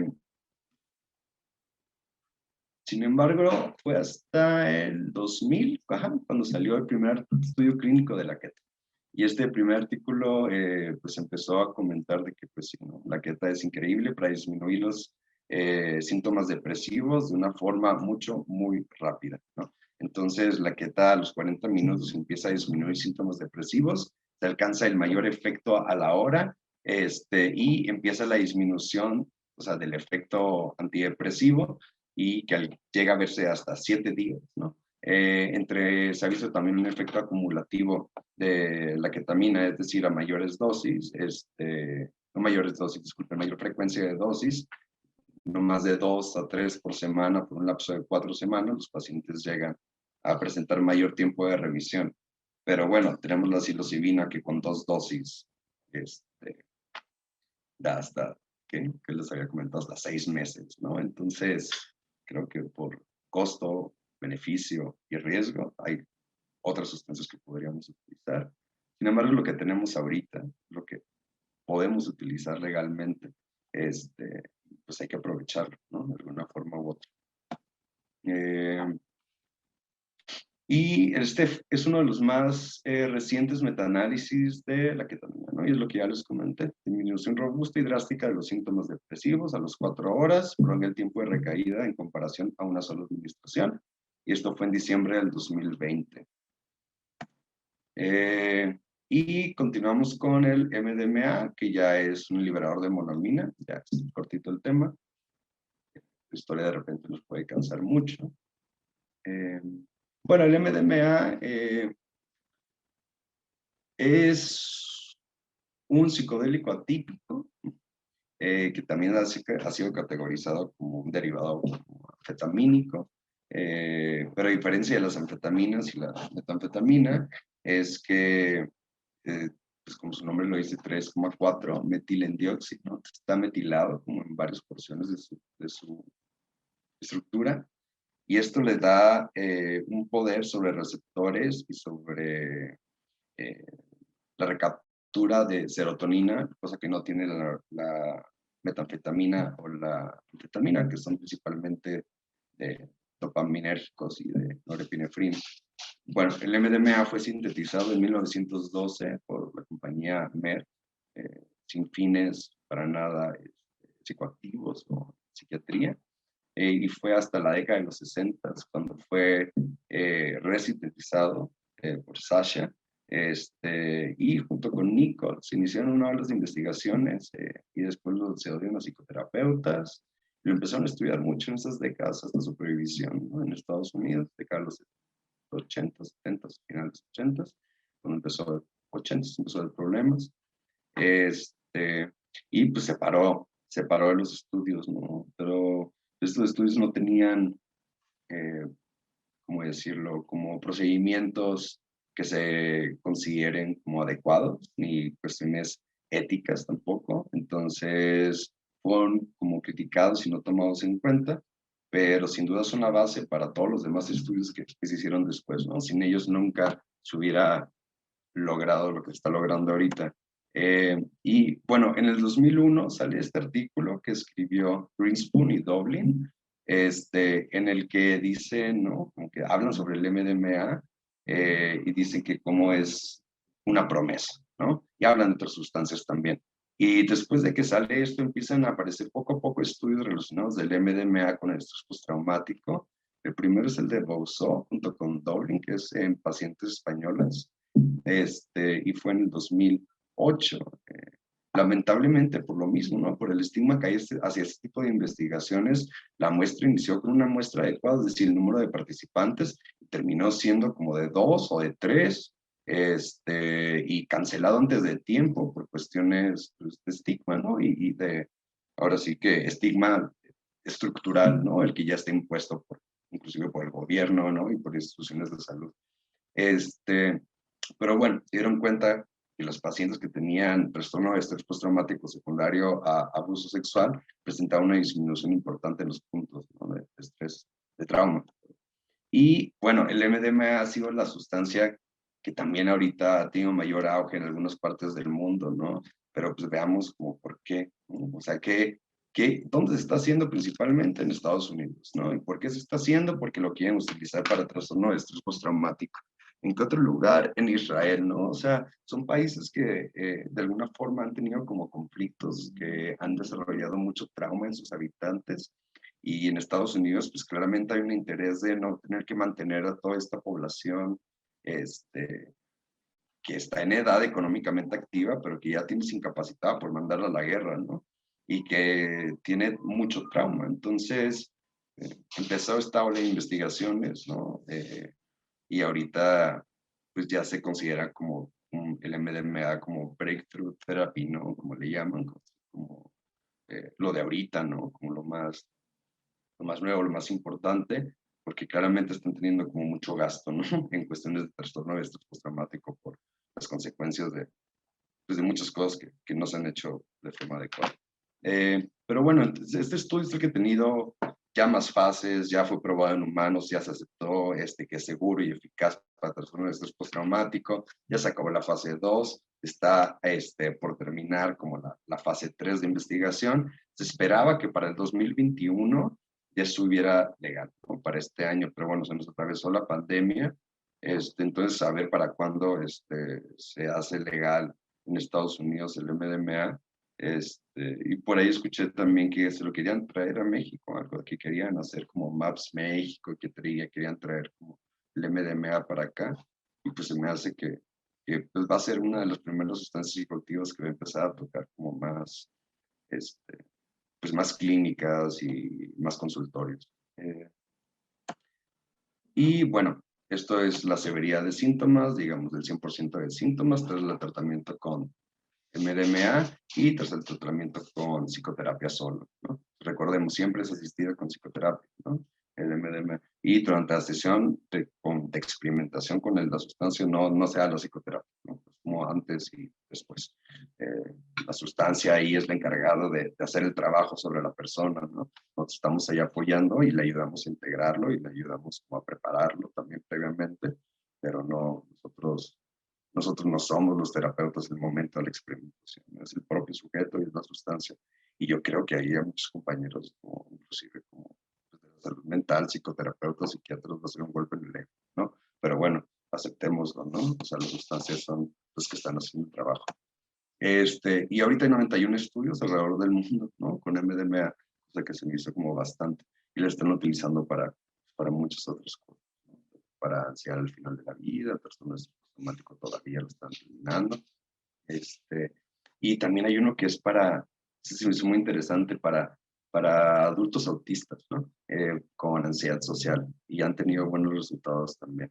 Entonces, esta ya es la última diapositiva, espero les haya gustado. Y también les quería comentar que, no sé, pues estas sustancias, ¿no? Como nos regresan más a eso que realmente somos o venimos, ¿no? Como en una sociedad que se valora tanto como el poder y la adquisición económica, ¿no? Sujetos con autotrascendencia que buscan, no sé, pues crecer, ¿no? A veces son vistos como más vulnerables, ¿no? O como menos, pero al final de cuentas, estas sustancias son los que nos llevan a esto, ¿no? A la autotrascender y a enseñarnos que se puede y tal vez continuar el camino por ellas y por otras formas más, ¿no? Y pues por mi parte sería todo. Muchas gracias, José Luis Valencia. Ha sido bastante interesante y enriquecedora tu charla y tu revisión histórica por esas investigaciones que se han hecho. Pregunta Gibran Alexis, ¿el MDMA puede causar síndrome de serotonina? Justo, ¿no? También habían como preguntado algo relacionado con antidepresivos y creo que tiene que ver mucho con todo esto, ¿no? Entonces... Leo la pregunta también para que se quede guardada en el video. Dice, en este manual viene cómo coadyuvar cuando ya hay otros antidepresivos o cómo disminuirlos. Supongo que se refiere al manual como de tratamiento, ajá, de Yale, ¿no? Ajá. Bien, bueno, primero la pregunta, no viene cómo disminuirlo, nada más viene cómo darlo, ¿no? Y cómo preparar y cómo integrar la experiencia, pero no viene cómo disminuirlo. Estudios en relación a antidepresivos de tipo ICRS, que son los inhibidores de la captura de serotonina en conjunto o sea, en relación con MDMA, hay muy pocos. De hecho, acaba de salir uno que, de hecho, puede bajar la potencia, el ICRS de la experiencia con MDMA, ¿no? Entonces, andan viendo cómo podemos solucionar esto. En teoría, el MDMA sí puede causar un síndrome serotoninérgico y más si se utiliza con antidepresivos, ¿no? Ha visto casos de MDMA donde sí hay como aumento de temperatura corporal, como movimientos corporales involuntarios, como fasciculaciones o que son característicos como de un hipertermia relacionado al síndrome como serotoninérgico, pues regularmente se dan en lugares donde la gente estaba pues haciendo fiesta, ¿no? Como en un lugar muy encerrado, muy caliente, donde tomaban mucha agua, ¿no? Inclusive y al tomar tanta agua, como sacaban mucho sodio, ¿no? Se deshidrataban también, perdían electrolitos y bueno, en ese lugar sí se ha visto que causen, ¿no? Sin embargo, en un ambiente controlado, no, no causan síndrome serotoninérgico ni a las dosis, ¿no? Que se da, no se ha reportado. No se ha reportado, mejor te digo no, porque de repente salen casos así de la nada, ¿no? Y que puede suceder, pero hasta el momento no se ha reportado. Y si se puede dar MDMA con antidepresivos, pues en teoría está el riesgo del síndrome serotoninérgico también, pero tampoco se ha reportado. Pero en teoría lo está. O sea, si tienes como dos sustancias que están alterando la secreción de serotonina y que va a haber mucho más, pues debería, ¿no? De poder precipitarse, pero no se ha registrado tampoco, ¿no? O sea, lo interesante aquí es cómo, de hecho, utilizar antidepresivos disminuye la potencia del MDMA, pero bueno, esperemos que más hay acerca de esto. ¿Alguien alguna otra pregunta que tenga?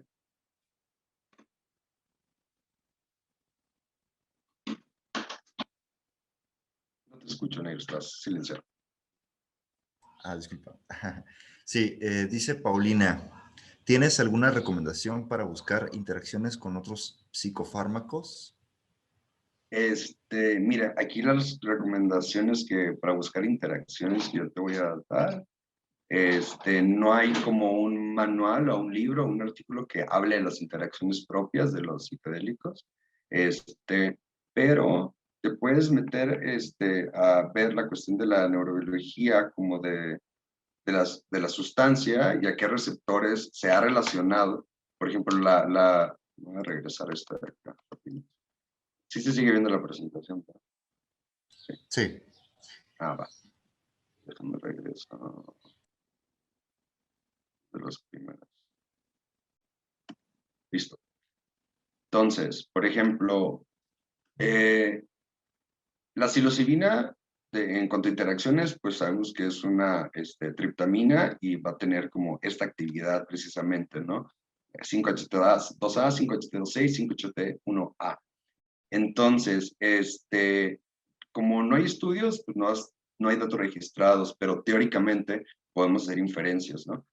Ver qué otro medicamento, ver qué otra sustancia que vas a dar junto con este medicamento actúa sobre los mismos receptores, ¿no? Y ahora sí que va a variar para cada uno de los medicamentos que te gustaría considerar. Y ahí puedes suponer o hipotizar como qué tipo de riesgo podría haber junto con el otro medicamento. Por ejemplo, si das, hay un medicamento que es antagonista de dos que se llama metoclopramida, ¿no? Si lo haces junto con el SD puede haber mayores efectos adversos porque los dos actúan sobre D2. Entonces, si estás en el área de ciencia y te interesan saber las interacciones precisamente, yo te recomiendo que lo hagas de una forma molecular porque no hay datos. Pregunta René Fernando. ¿Tienes algún experimento o investigación de la primera generación, del 50, 60, que te parezca especial y por qué? Sí, fíjate que sí, y no lo puse porque, híjole, lo leí, me encantó y luego caí en controversia, ¿no? Como de por dónde venía. Es un artículo, igual, escríbeme la pregunta, Emilio, y lo busco y te lo paso porque aquí no lo tengo, pero es un artículo donde a niños de entre 4 y 12 años le dieron LSD y tenían trastorno del espectro autista, ¿no? Entonces, está muy interesante porque hablan de todas las descripciones como en la sonrisa social del niño, ¿no? Como en las interacciones con los adultos, y digo, dije, wow, ¿no? Como en qué momento le pudieron dar LSD a niños, ¿no? Pero bueno, lo hicieron, ¿no? Y ahorita yo creo que es algo que nunca más se podría volver a hacer. Y tal vez análogos, o sea, no sé, tal vez ahorita ya también yo ya estoy así, que nunca, o sea, por la dificultad de hacer experimentación en niños, ¿no? Pero bueno, el punto es que el artículo está muy bueno y que es lo que más me llamó la atención de ahí, pues que mejoraron, ¿no? Pero, otra cosa que quería comentar, que mejoraron y algo que no sé, no sé, como que me hizo cosquillas, ¿no? Fue que, pues, el niño todavía tiene un proceso de maduración cerebral que termina hasta los 20 y tantos, ¿no? Entonces, como meterle como sustancias de cualquier tipo, ¿no? Como un cerebro como en maduración, no sabemos qué consecuencias pueda tener, ¿no? Entonces, ya después de los 20 y tantos años que sabemos que no va a haber cambios estructurales, pues digo, no hay ningún inconveniente con el LSD, genera neurogénesis, ayuda, pero en un cerebro, ¿no? Como en crecimiento, evolucionando, pues digo, debe haber algo de riesgo. Pero eso es un estudio que se me hizo bastante interesante. Y te digo, los del LSD también de la transferencia y toda la cuestión que las aportaciones del psicoanálisis del LSD de los 50. Y Muy bien. Dice Aluet, ¿de qué forma considerarías que podemos explicarle al paciente el uso de psicodélicos como tratamiento para erradicar el tabú? ok, bueno, explicarle, ¿no? O sea, dentro de las mismas terapias como de preparación si se los comparto, escríbanme y si quieren artículo de autismo y me lo ponen en el correo y busco y se los mando. Siempre el proceso como de preparación es comentarle al paciente todo, ¿no? Como los beneficios que puede tener, los riesgos que puede tener, las investigaciones que ya hay y que él tome como, o ella tome la decisión. Sin duda es algo muy difícil erradicar el tabú en materia de sustancias, ¿no? Y te lo digo desde una perspectiva de que soy profesional de la salud y la mayoría de mis compañeros tienen este mismo tabú de los psicodélicos. Entonces, primero yo creo que tenemos que hacerlo con la comunidad médica y luego con los pacientes, ¿no? Porque, híjole, la comunidad médica está muy atrasada también como en estos temas ajá, sí, justo, ¿no? Como los pacientes de los compañeros del sector salud que los tienen súper estigmatizados, ¿no? Totalmente, a los psicodélicos y a las personas que usan sustancias también, ¿no? O sea, una persona que usa sustancias se ve como una persona manipulador, sí, microdosis para todos los doctores, sí, concuerdo contigo, ¿no? Pero bueno, vamos pasos poco a poco. Les comento como, sí, el estigma, ¿no? Y cómo se ve cómo afecta la calidad de la atención de la persona que usa sustancia, ¿no? Esas personas que usan sustancias no regresan, de hecho, a las atenciones médicas, ¿no? Porque siempre se les dice, deja de consumir, ¿no? Como si dejas de consumir, si no dejas de consumir, yo no te puedo atender, ¿no? Entonces, bueno, se van, no regresan, estigmatizamos al paciente consumidor porque creemos que es manipulador, que tiene un sentido como de control sobre lo que está haciendo, ¿no? Que él puede como solo, ¿no? Y que es un criminal, ¿no? Por todo lo que nos han enseñado de la cuestión social y el estigma que internalizamos socialmente también. Entonces, sí, yo creo que la primera es trabajar ahí, en el estigma de los profesionales de la salud, si es que los queremos hacer tratamiento para eso.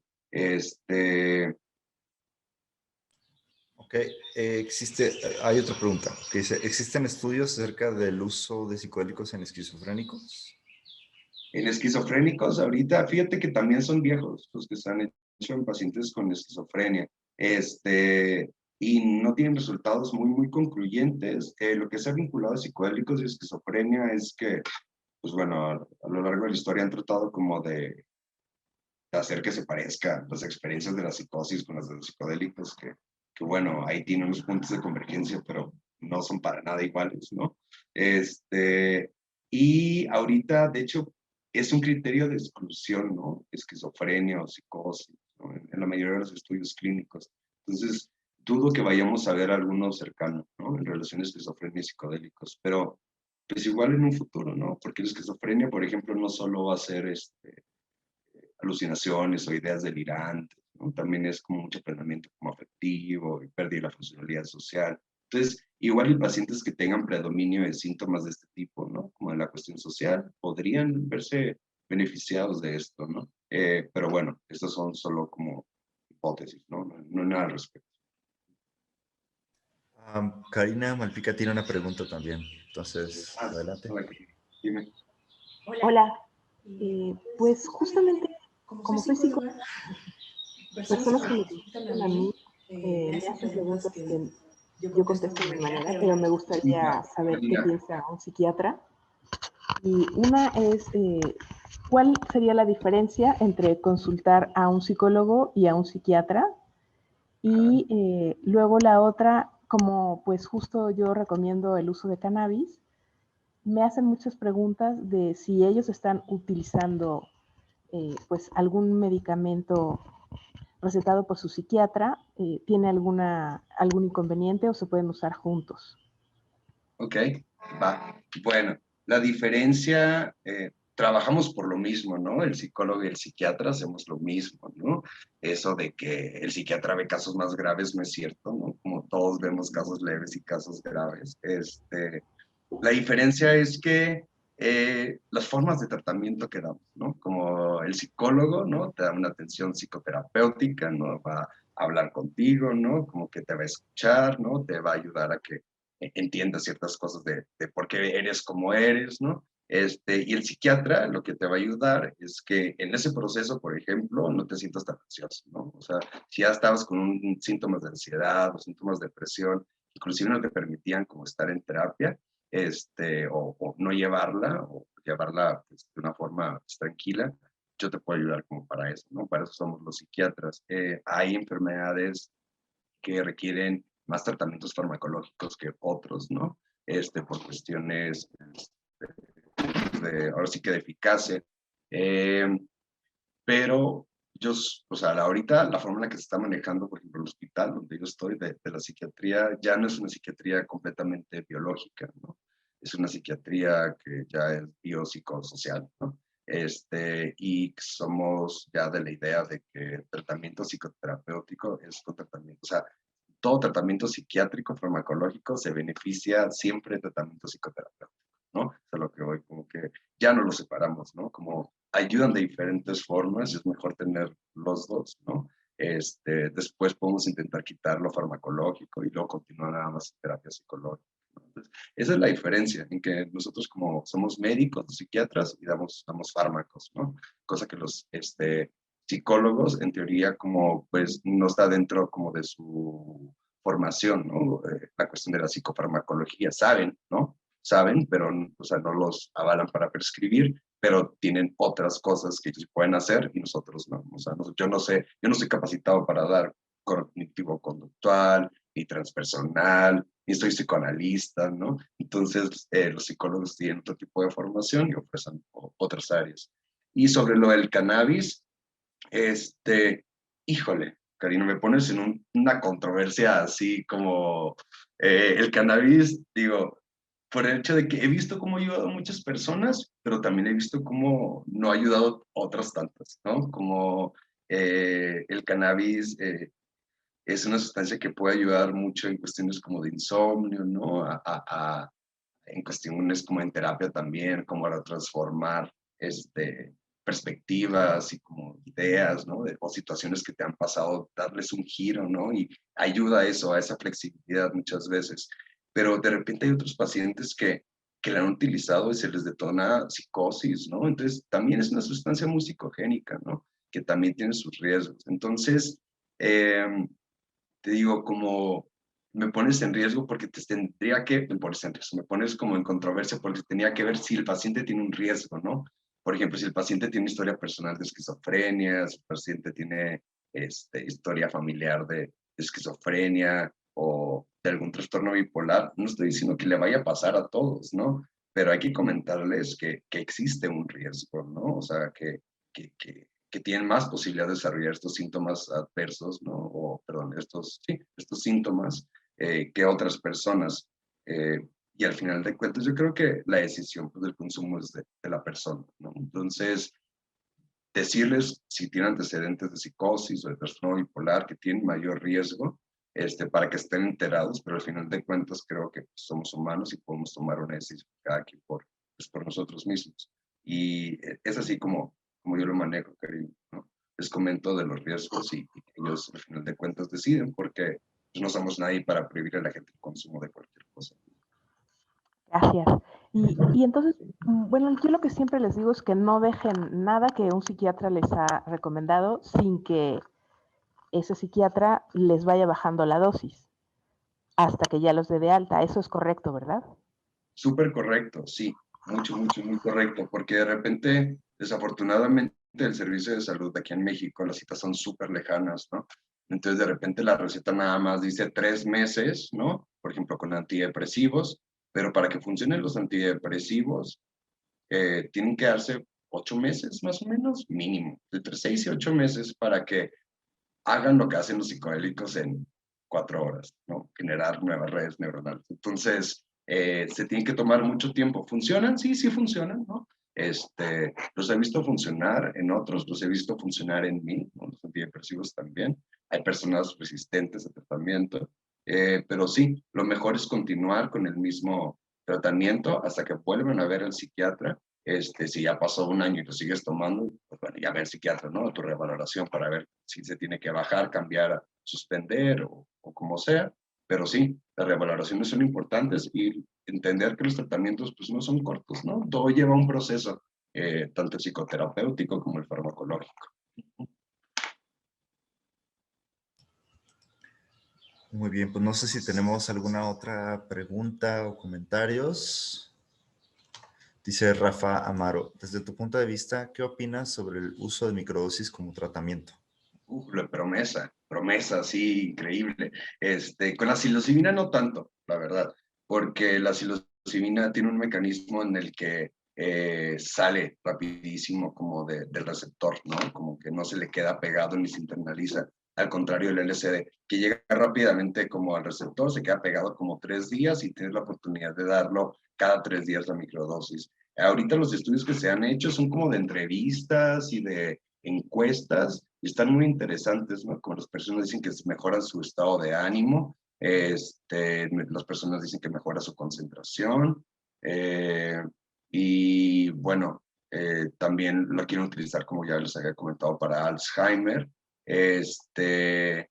Y se me hace algo muy bueno, ¿no? Para aquellos que no quieren como pues, explorar ahora sí que la conciencia, ¿no? Y me acuerdo mucho que hace poco leí como un meme, ¿no? Que decía así de que como, bueno, no era un meme, era como una frase, no me acuerdo bien, pero algo decía de que, o sea, los psicodélicos como que pues te invitan a liberarte de la mente, ¿no? Y como a crecer, ¿no? Y que se estén empezando a utilizar como neuroestimuladores, como el LSD a microdosis, como para, no sé, hacerte más efectivo en tu trabajo social, que te controla y demás, pues sí entra uno en controversia, ¿no? Pero como les digo, pues no todas las personas también van a querer experimentar con macros, ¿no? Que también pues, les pueden caer muy bien. Entonces yo creo que va a haber psicodélicos para todos, ¿no? O sea, la persona que quiera el macro o la micro, y la cosa es encontrar la forma, o sea, encontrar diferentes formas y que funcionen. Entonces, no me cierro, ¿no? Así como psiquiatra no me cierro a la utilización de psicodélicos en salud mental, eh, tampoco me cierro a la utilización de antidepresivos, ¿no? Tampoco me cierro a la utilización de microdosis, ¿no? Si todos estamos viendo por la salud mental, no hay que estigmatizar ningún tipo de tratamiento, ¿no? Porque cada uno de ellos puede ayudar en algo. Muy bien, tenemos otra pregunta de Norma. Dice, ¿cuál es el criterio para dar de alta un tratamiento, dice TX, antidepresivo, considerando que es una condición crónica, muchas veces recidivante? Bueno, el antidepresivo regularmente se quita ya que hubo, o sea, tras 8 meses y que ya no presenta criterios el paciente como para depresión. Y los criterios para depresión los basamos como los criterios de clasificación, tanto en la clasificación internacional de las enfermedades como en el DSM-5 ahorita. Eh, y esa es la forma, ¿no? Si el paciente ya no tiene síntomas depresivos, ya pasó suficiente tiempo con el tratamiento, mínimo 6, 8 meses, puedes empezar a considerar bajarlo, ¿no? Pero no solo es así, tienes que fijarte muchas veces el contexto, ¿no? Como, ¿por qué cosas va a pasar mi paciente, ¿no? Que, no sé, no tener exámenes finales después, viene Navidad, se murió el papá, como tienes que fijarte el contexto, ¿no? Entonces, si vienen situaciones difíciles, estresantes, ¿para qué se lo quitas, no? Entonces, mejor espérate que pasen y después ya se lo puedes quitar, ¿no? Y no hay una regla de oro, ¿no? En psiquiatría para quitar o reducir tratamientos, ¿no? Como hay diferentes formas. Pero bueno, lo que se ha aprendido, que es lo mejor, es eso, ¿no? Disminuirlo después de 6 a 8 meses y dependiendo del contexto del paciente y cuando no haya criterios. Y si recae, pues reinicias el tratamiento, ¿no? Yo siempre le digo a los pacientes como, o sea, llevas 30, 40 años con tu depresión, ¿no? Por cosas muy estresantes que te pasaron tal vez en la infancia y en tu crecimiento, que han hecho que tu cerebro, de alguna forma u otra, recaiga nuevamente como a la depresión, ¿no? Y a que estas vías nuevamente se alteren, ¿no? Porque te dejarías de tomar un medicamento que no te va a crear como un efecto adverso a tu cuerpo, si sabes que es algo que te quitó lo que viviste por 40 años, ¿no? Como tristeza, ¿no? Entonces, ¿cuál es el afán de quitarte también como ya algo, ¿no? Como el afán de yo no quiero estar en tratamiento, yo quiero estar bien, ¿no? O sea, no, como vivimos en una sociedad con estímulos constantes, ¿no? Que son muy negativos hacia nosotros, mucho estrés, ¿no? Y pues, o sea, un mundo moderno lleno de problemas modernos que requieren drogas modernas, ¿no? Para que pues, salgamos como adelante. Y bueno, y ahorita drogas ancestrales también, ¿no? Bueno, sustancias ancestrales también que le estamos reconsiderando para ya salir de como, pues, esta locura colectiva, ¿no? Que tenemos así como todos en el mundo. Muy bien, pues me parece que tenemos todavía espacio para una última pregunta, si alguien tiene una pregunta muy puntual. Pues si no, entonces damos por concluida esta sesión. Muchísimas gracias, José Luis Valencia. Aquí está su contacto por si quieren pues que les envíe los artículos o si quieren hacerle alguna otra pregunta, pues está su correo. Y bueno, Cari, no sé si tengas algún mensaje antes de cerrar.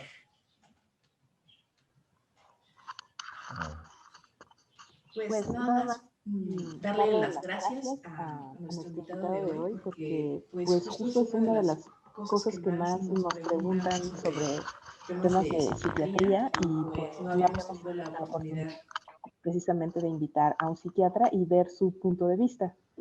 Entonces ha sido muy interesante justamente todo lo que has dicho y pues te agradezco muchísimo tus aportaciones. Karine, muchas gracias por la invitación. Perfecto, pues gracias nuevamente y entonces a todos muchas gracias también por su asistencia y que tengan una excelente tarde.